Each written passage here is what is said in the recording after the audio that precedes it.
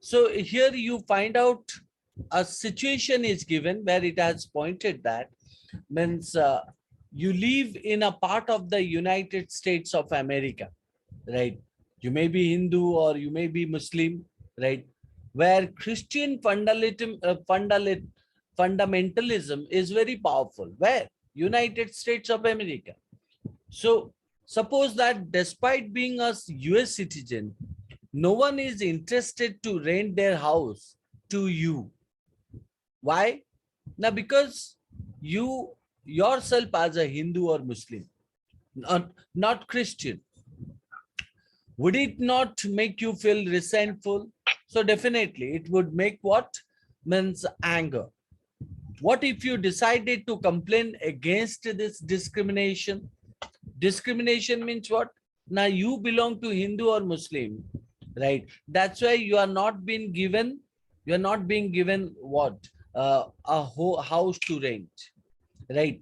And that's why you want to make a complaint on that. So would this not make you feel angry if they were told you or they were telling you to go back to India? So your anger could take two forms. What are they? The first one is called as a, you might react by saying that what? Christians should get the same treatment in places where Hindus and Muslims are in a majority. This is a form of a retaliation. Retaliation means what? Now, you find out a kind of a bias, right? A kind of a feeling, right? That feelings take you towards against the religion called Hindus and Muslims, right? Or against Christian, because you have been partial, prejudiced. Or you might take the view that there should be justice for all. You may find stating that no one should be discriminated against on grounds of their religious practices and beliefs. So this is what the conclusion that you draw. Why? Now, because you have been discriminated on the basis of your religion. So that's why the thought comes to you is what? Now, one should not be discriminated on the ground of what? Religious practices and beliefs, whether he or she is Muslim, Hindu, or Christian. So all forms of domination related to religion should end, will be the assumption come to your mind. So, and if it ends, it means it is the quality of secularism. Secularism never takes one side. It tells that, so whether one likes or whether one doesn't like, he or she has the means right to stay in the place and get all kind of a facility that the others are getting, right? So on the basis of that, the chapter begins, and the chapter stated that history provides us with many examples of discrimination. So if you go back to the past, you would find out that discrimination is a common term. So not only discrimination, but also exclusion, right? Separation, persecution, right? Or called as a torture, operation, on the grounds of what? On the grounds of religion. You knew that when you go back to pre-independence era, you would find out that how Brahmins have all kind of means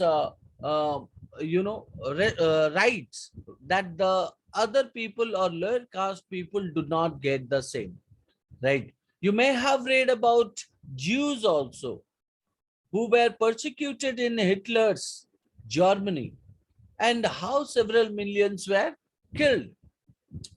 So several millions were killed, means who were those several millions? Now they were called as they are called as the Jews. Now, however, the Jewish state of Israel treats its own Muslim and Christian minorities quite badly. In Saudi Arabia, non-Muslims are not allowed to build a temple, church, and nor can they gather in a public place for prayers.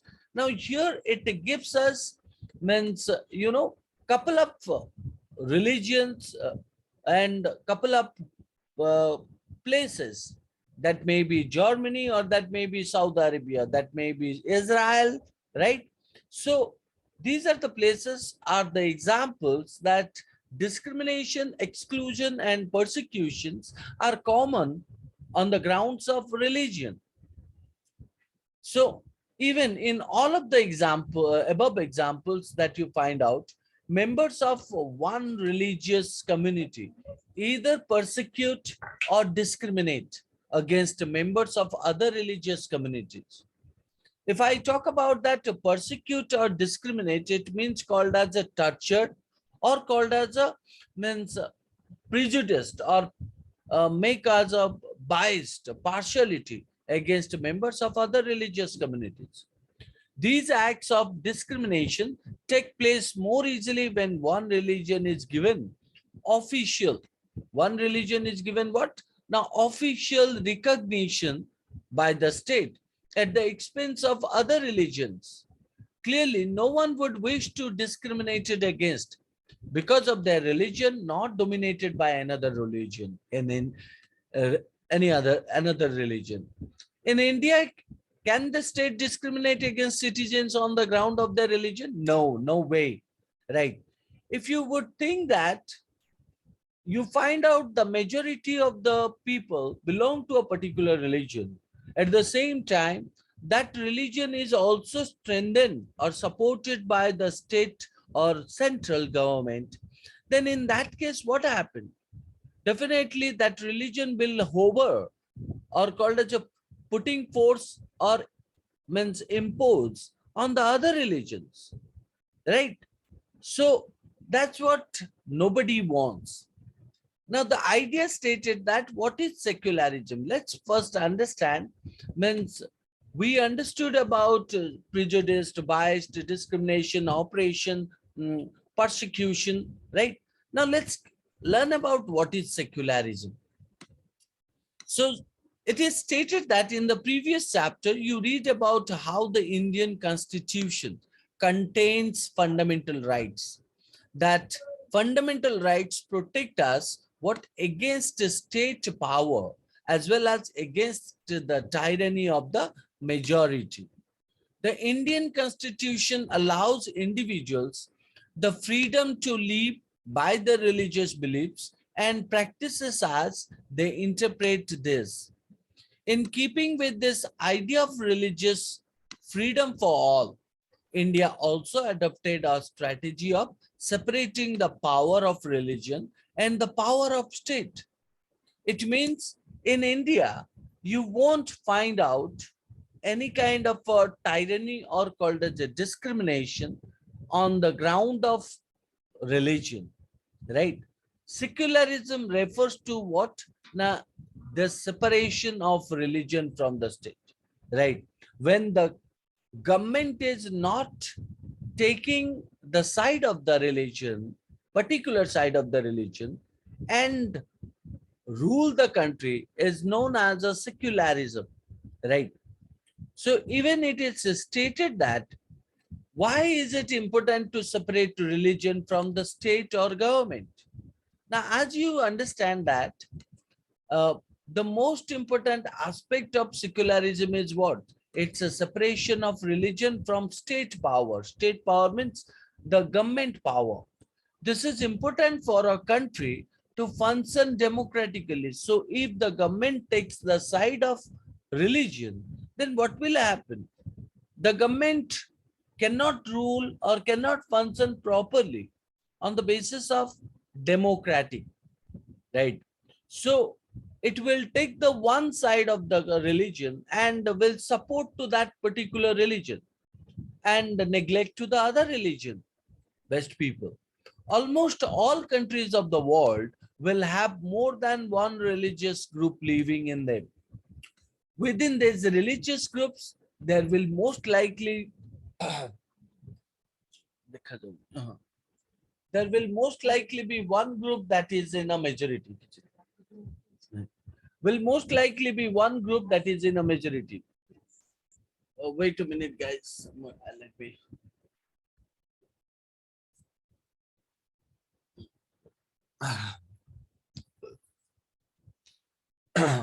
within this religious group, there will most likely be one group that is in a majority.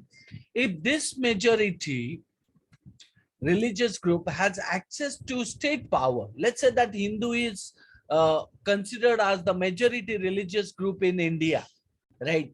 And if the state or the center, right, supports to this majority religious group, or this majority religious group has access to state power or country power, then it could quite easily use this power and financial resources to discriminate against and persecute persons of other religions. Yeah, it is true.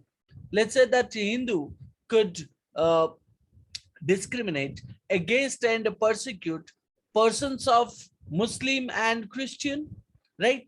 So, and this tyranny of the majority could result in the discrimination, coercion, and at times even the killing of religious minority. Even you are not means hesitating to kill the minority people.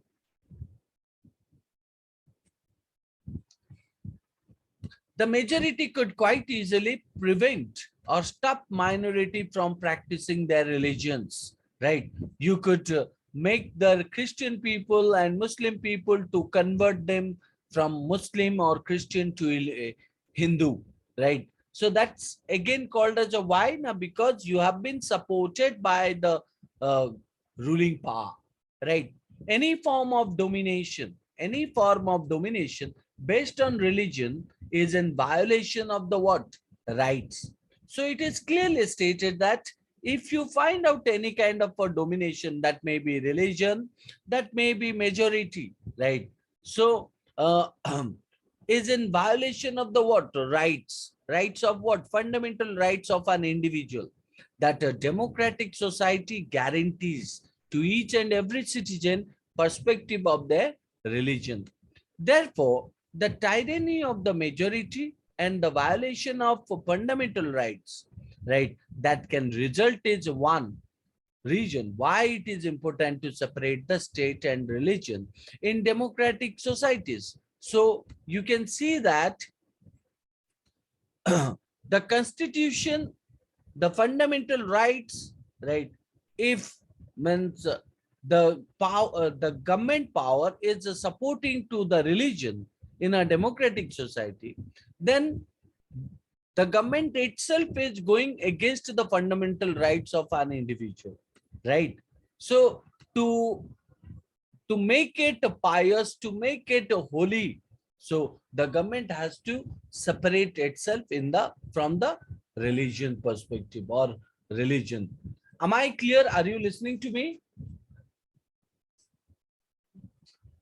Yes, sir. Yes, sir. Now, next is called as a after that, another region that is what? Now, another region that it is important to separate religion. So the first region we understand that religion must be separate from government. Why? Now, if religion cannot be separated, then majority of the particular religion, so they start operation and they start dominating, they start means preventing minorities to convert their religion. There's another reason. What is that? Now, it is important to separate religion from the state in democratic society is because we also need to protect the freedom of individuals. What we also need to do? Now, protect the freedom of individuals to exist from their religion, embrace another religion, or have the freedom to interpret religious teachings differently. Now, if you say that uh, a a Muslim teacher, right, teaching Odia subject, and in that Odia subject, Ramayana is given. So in that case, what happened? Now, he could also teach that. He must have that freedom to interpret, right? He must also convert himself on his own freedom from Muslim to Hindu, or Hindu to Muslim, or Muslim to Christian. right? Or called as a, he doesn't even admit any of the religion that he likes. So he doesn't like Christian, he doesn't like Muslim, he doesn't like Hindu religion. So he doesn't believe on God also. So in that case, no one can force him to make him believe God or make him feel believe to a particular religion. To understand this point better, let us take the practice of untouchability. What do you mean by untouchability? That's called as a means minority people cannot touch to the higher class people. You might feel that you dislike this practice. Which practice? The untouchability practice. Untouchability practice. So nobody likes this practice within Hinduism, and therefore you want to try and reform it, change it. However, if state power were in the hands of those Hindus, however, if state power in the hands of those Hindus who support untouchability, then do you think that would you would have an easy task to try and change this? No, it cannot. Why it cannot? Now, because the majority is in the power of what? State. So that's why if you see uh, the majority Hindu people support the untouchability. So in that case, definitely they do have the power, right? And it becomes easy task. So what they can do, whatever their thought, whatever their task, they would try and change this. Even if you were part of the dominant religious group, you might face a lot of resistance from fellow members of your community. So these members who have control of state power might say that there is only one interpretation of Hinduism and that you do not have the freedom to interpret this differently. So it means what? Now you will not get your freedom and you will be imposed, you will be guided by your society, by your community, right? And that's what means happen when the power is with the majority community, right? So this could see that the example of what different religion. So one is mosque, one is called as a temple, and the other one is called as a means Christian temple, right? So in that case, it comes with some of the ideas. What is Indian secularism? So we have just learned secularism as a general. Now this one is called as a specific, which is pointed. What is Indian secularism? Let me point out, when we are talking about what is Indian secularism, the Indian constitution mandates that the Indian state is secular. How and why? According to the constitution, only a secular state can realize its objectives, right? To ensure the following. Now, what are the objectives? Please to understand. So, and these objectives have been based on the constitution only in a secular state. The first one, that one religious community does not dominate another religious community. Second is called as a some members do not dominate other members of the same religious community. Third is called as a state does not enforce any particular religion, not take away the religious freedom of individuals. So three of the things which are called as the objectives of the secular state. First, religious community does not dominate to another religious, means Hindu cannot dominate to Muslim. Second is called as a from the Hindu members, right, cannot dominate the Hindu members of the same religion, right. Third is called as a the central government or the state government shall not be means focused towards a particular religion, not take away the means religious freedom of individuals. So these are the clear ideas of the what the secular state, right, and objective of the secular state. Now, the Indian state works in various ways. Why? Why the Indian state works in a various ways? Now, if you look into it, uh, various ways to stop the above domination. At first, what is that? The first is called as it uses a strategy. So Indian state uses a strategy of distancing, means making it far from religion. The Indian state is not ruled by a religious group and not does it support any one religion. In India, government spaces like law courts, police stations, government schools, and offices are not supposed to display or promote any one religion. So that is the reason whether you go to schools, colleges, institutions, offices, right, you would find out that none has supported to any of the particular religion, right? So they can keep the photos, they can keep the some kind of a photo, or an individual can keep it for the purpose of his own satisfaction, but he cannot force others to, means you know, follow that. Now, this is called as a government high school. In a government school in Simapur, right? What do we find out? Now, students want to celebrate a religious festival. So, sir, there is a big religious festival next month. We have never celebrated it in school. Can we do this? Can we do it this year? So, who said to whom? Now, some of the students said to the, means, teacher. Now, the teacher stated here, I'm afraid that it is not possible, Rekha. This is a government school, and we cannot give importance to any one religion. Private schools may do that. Government schools don't celebrate any religious festivals in the school premises.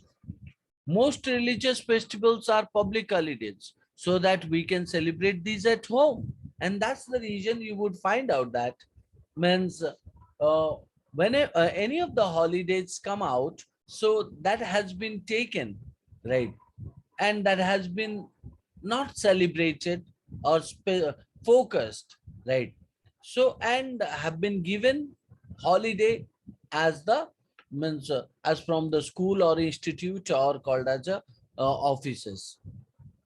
I never thought of. Sir, Yes, sir. sir, hearing this, I remember my like thread ceremony. So in my thread ceremony, what was happening is that like my thread ceremony is going on in Kolkata. My mom's school is continuing, but the schools, all the teachers, the principal, all the teachers and the principals are in my thread ceremony. I don't know how they did the school. Mm. So Most probably, I think they gave a holiday that day. Mhm. Okay. So fine, no issue. That's a very specific situation, right? You must be famous or popular, or your mother would be the part of that organization. That's why all the colleagues are invited, right? It's not something called as a, means So the school gave chutti. the school cannot, No. but the thing is called as a, it's an instance where you would find out that it's not completely holiday. It's somehow called as a, all the teachers after completion of their school, so they might have come to your trade ceremony early, but it's not like, means they close the school, right? They declared They that. stayed for my thread ceremony about 1 to 2 days. Okay, good. So you have not invited me. Sir, it was about 4 years, 4 to 3 years, 4 to 5 years ago.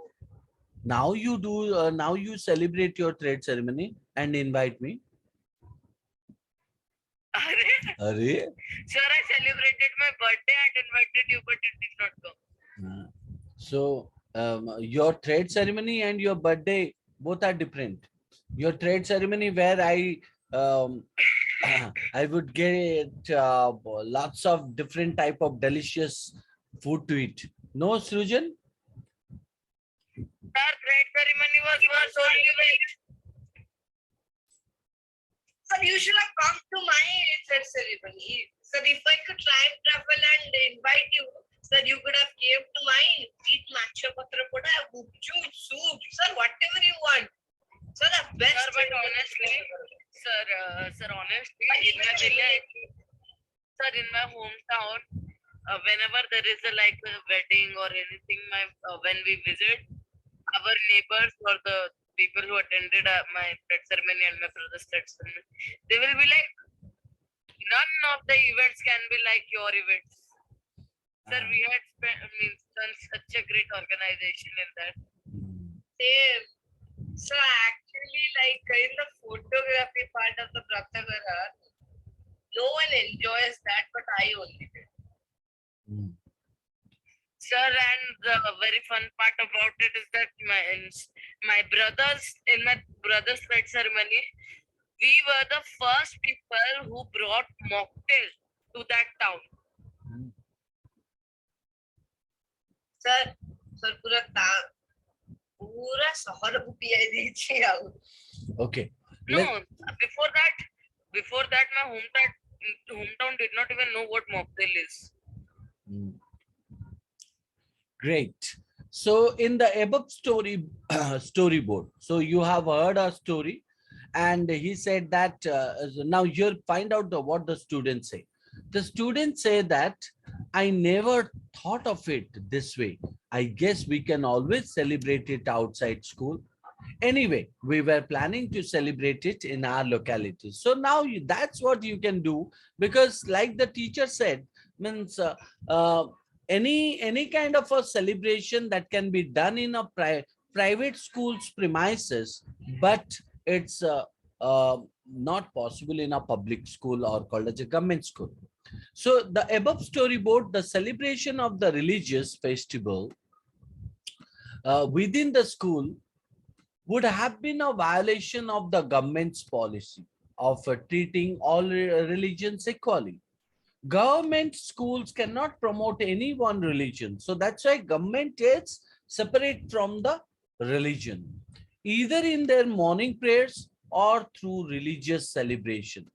This rule does not apply to private schools, right? So private schools can do whatever they want to, right? The second way in which Indian secularism works, it's called as a what?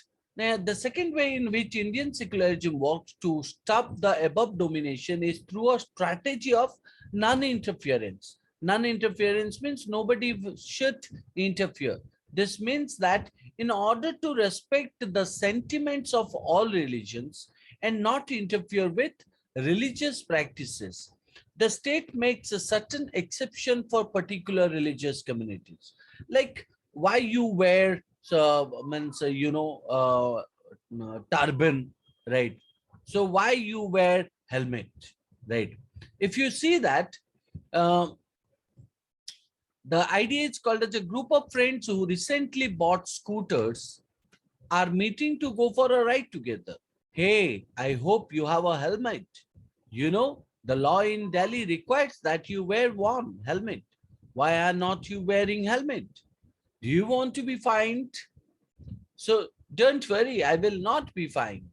Hey Paramjit, why won't you be fined? Now for Sikhs, wearing turban or pagri is a very important part of our religion. The government cannot force me to wear a helmet. Yeah, it is true. Now if the government says that to remove that pagri or called as remove the turban, it means the government interferes in what religion matter of the Sikh. So in the above storyboard, Paramjit, the Sikh youth does not have to wear a helmet. Why not? This is because the Indian state recognizes that wearing a pagri or turban is a main part to a Sikh's religious practice. And in order not to interfere with this, allows an exception in the law. Now, this is called as a second. The third way in which Indian secularism works to stop the domination listed earlier is through a strategy of what? Intervention, right? So third way in which Indian secularism works to what? To stop the domination Sir, geographical area listed sir, earlier. Yes, sir. sir, with that public thing, I have a story to share. Like, Samrat Prithviraj, like, he was killed by means Muhammad Sultan with wickedness. Means Samrat Prithviraj killed him, but the Sultan's soldier with wickedness killed his means what do we say? Killed Samrat Prithviraj with bows and arrows and released about 30 to 40 soldiers they had captured. Hmm. And that also another like 1,000 or some many 10,000 soldiers were killed Hmm. with Chalkapat. But those 100 some soldiers, like what they did is that they opened their turban Hmm. and with that turban they tied Samrat Prithviraj's means body and took him away. Means that is the means kind of respect which is like a huge respect. It proves that like it's a very huge respect and someone is opening a turban for you or in front of you, that is a very huge respect to you. Okay. Yep. So that's what it is stated. The third way in which Indian secularism works to stop the domination listed earlier is through a strategy of intervention. You read earlier in this chapter about untouchability. And that untouchability is a good example where members of the same religion, upper caste Hindus, dominate other members. Other members means we are talking about some lower caste, right?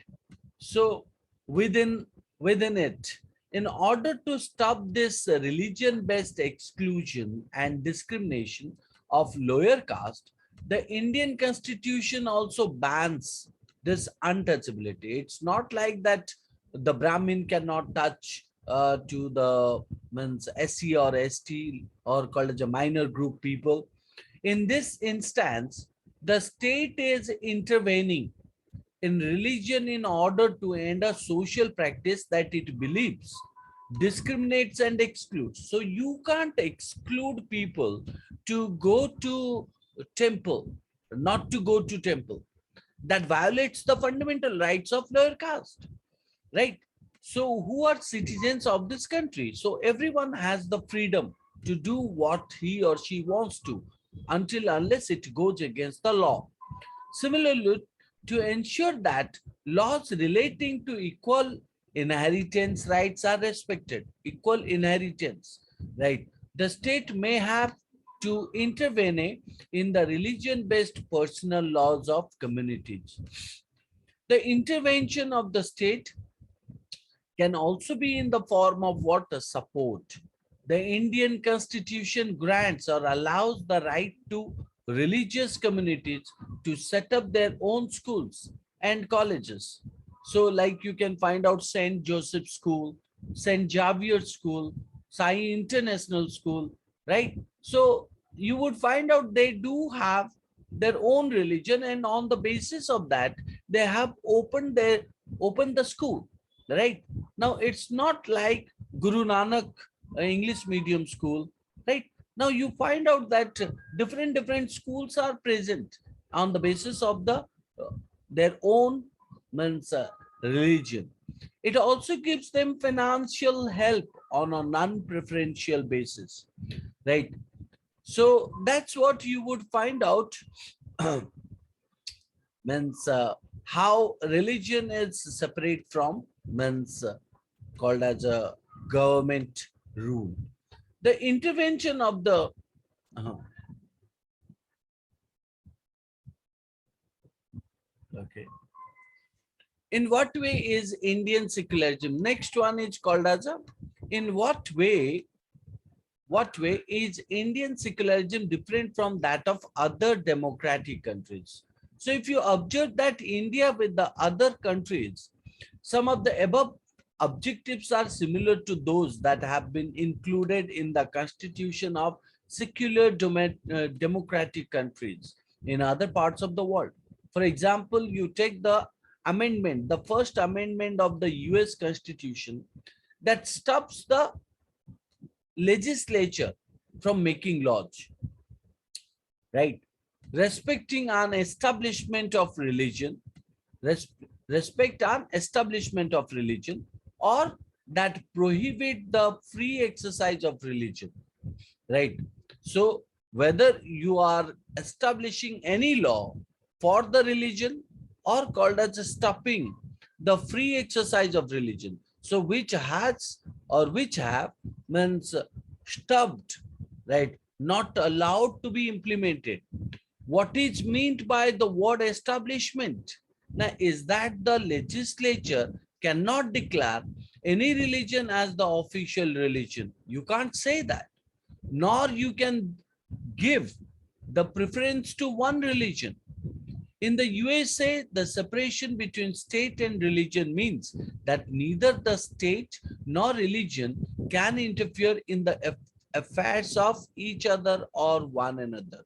So neither religion interferes in government's rule nor government's rule interfere in the religion's matter in America, right? So that's why what happened? Now they stopped, means legislature to make any law against or for the side of the religion. There is one of the significant or important part you would find out here. So what is that? Now, in which Indian secularism differs from the dominant understanding of secularism as practiced in the United States of America. Now, this one is indicating about differentiation. This is because not like the strict separation between religion and the state in American secularism, in Indian secularism, the state can intervene in religious affairs, right? So, Indian secularism, the state can intervene in religious affairs. If you have read about how the Indian constitution intervened in Hindu religious practice in order to abolish untouchability. So why? Why they interfere? Now they interfere so that they could move forward now betterment for the society.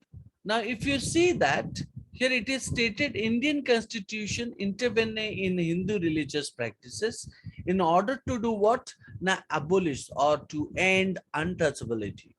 In Indian secularism, though the state is not strictly separate from religion, it does maintain some rules or a rule distance vis-a-vis religion. This means that any interference in religion by the state has to be based on the what? Now, perfect laid out in the constitution on the basis of the followed by constitution. So these ideals served as the standard through which we can judge whether the state is or is not behaving according to secure principle or secular principles. The Indian state is a secular and works in various ways to stop what? Now, no one can dominate to the religion. A religious domination will not be there.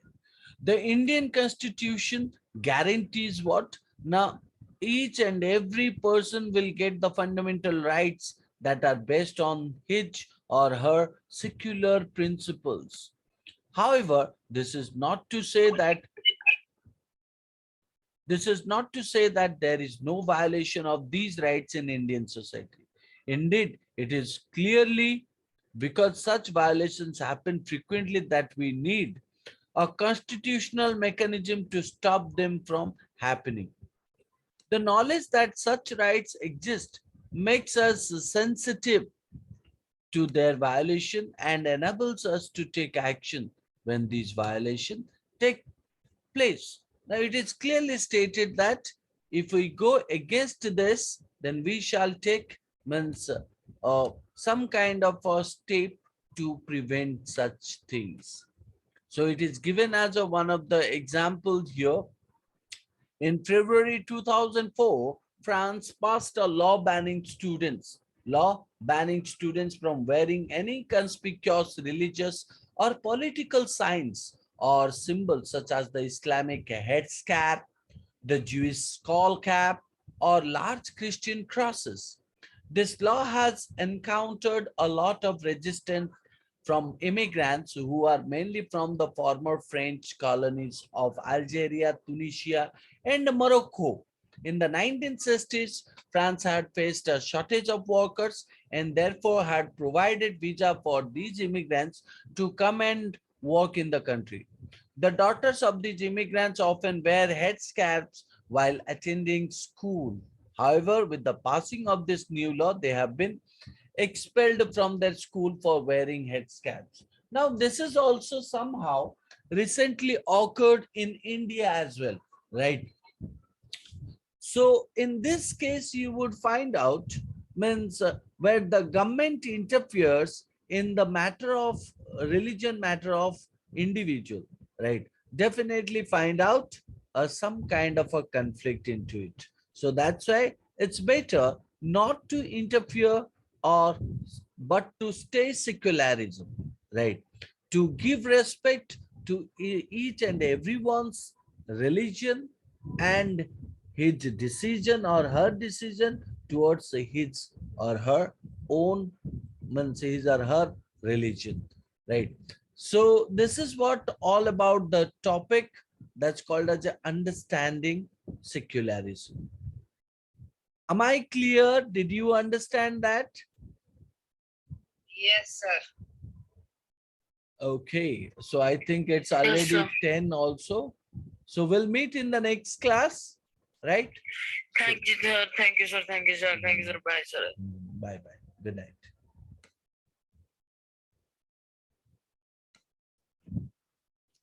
Okay, my Google just lagged. Google. Good night. Good night, sir.